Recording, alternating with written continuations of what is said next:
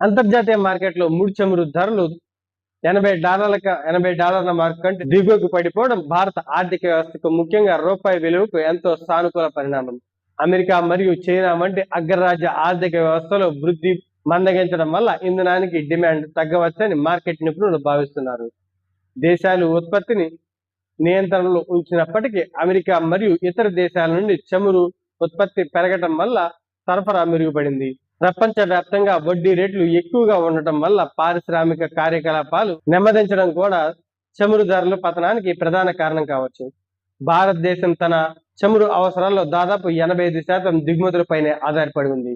చమురు ధరలు తగ్గడం వల్ల రూపాయి ఊపందుకునే అవకాశం కూడా ఉంది. ముడి చమురు ధర $80 లోపు తగ్గడం వల్ల భారత్ కు వెచ్చించాల్సిన డాలర్ల మొత్తం తగ్గుతుంది. దీనివల్ల మన దేశం నుంచి బయటికి వెళ్లే డాలర్లు తగ్గుతాయి. డాలర్ డిమాండ్ తగ్గితే ఫారెక్స్ మార్కెట్ లో రూపాయి విలువ సహజంగానే బలపడుతుంది. ఇది భారతీయ కరెన్సీని ఇతర కరెన్సీలతో పోలిస్తే స్థిరంగా ఉంచుతుంది.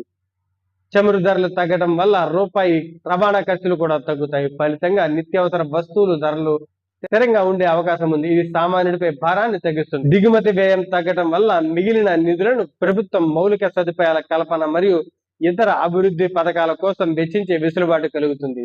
ధరలు తగ్గడం మంచిది అయినప్పటికీ కొన్ని సవాళ్లు కూడా ఉన్నాయి. చమురు మార్కెట్ అసలు స్థిరంగా ఉండదు.